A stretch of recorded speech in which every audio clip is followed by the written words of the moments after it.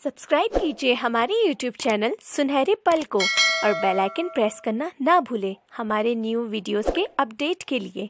सुनहरे पल, जो दिल को छू जाए।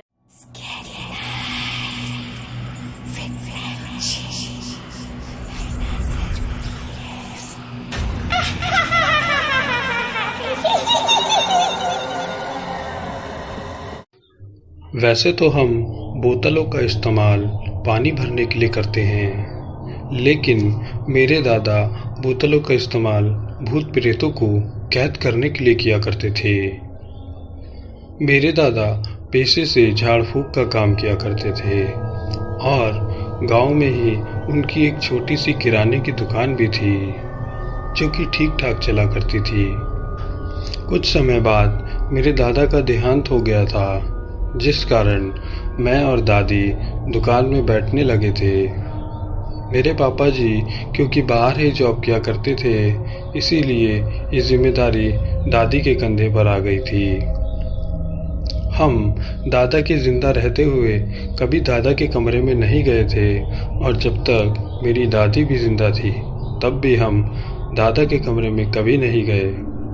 मुझे नहीं पता कि इसके पीछे का क्या कारण है, लेकिन परिवारजनों की हम सब बच्चों को ये सख्त हिदायत थी कि दादा के कमरे में उनके बिना पूछे किसी को नहीं जाना है, तो हमने भी कभी वहाँ जाने के बारे में सोचा ही नहीं। और वैसे भी हमें अपने दादा से बहुत डर लगता था। कुछ समय बाद मेरी दादी का भी देहांत हो गया और दुकान की सारी जिम्मेदारियां मेरे ऊपर आ गई। मैंने दुकान का बहुत सा सामान मंगवाया, लेकिन वो सामान दुकान में रखने की जगह पूरी नहीं हो पा रही थी। तो इस विषय में मैंने पिताजी से बात करने की सोची और मैंने पिताजी को सारी बात बताई। तो पिताजी ने मुझे सलाह दी कि तुम दादाजी के कमरे की सफाई करके ये सामान वहाँ रख दो।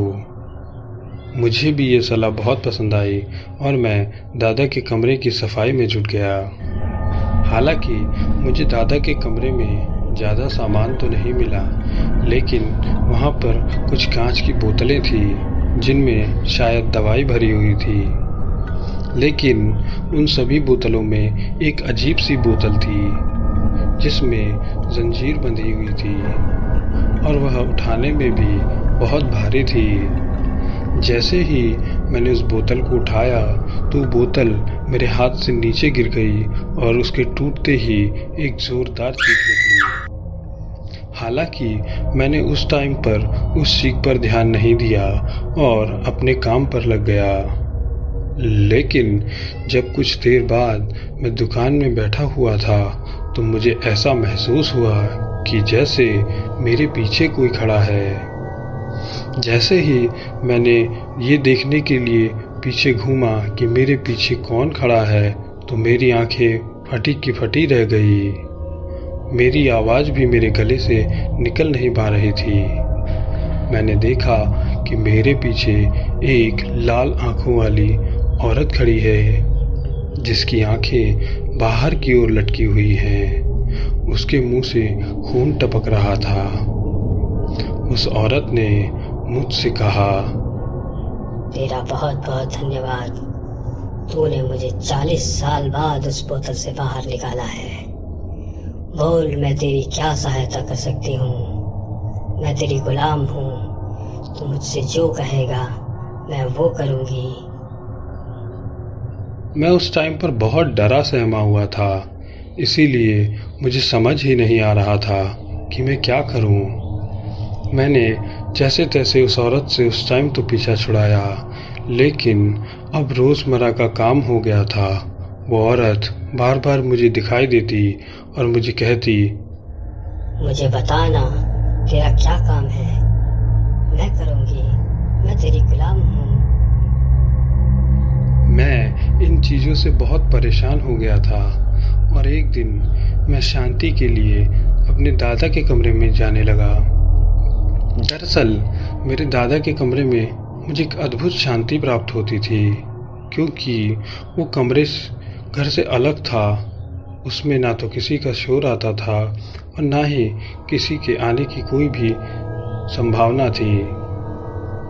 लेकिन जब मैं दादा के कमरे में बैठा हुआ था तो मैंने देखा कि दादा की एक वहाँ पर किताब रखी हुई थी जिसमें भूत प्रेतों को दोबारा से बोतल में कैद करने का मंत्र लिखा हुआ था।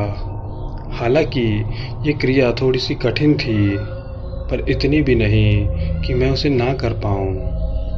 मैंने झट से उस किताब का इस्तेमाल करते हुए उस चुड़ैल को फिर से एक बोतल में कैद कर दिया और बहुत दूर फेंक दिया। उसके बाद से ना तो मुझे कोई औरत दिखाई दी और मेरा काम भी ठीक ठाक चलने लगा और अब मेरे दादा का कमरा भी बिल्कुल सामान रखने के लिए अच्छा सा हो गया था।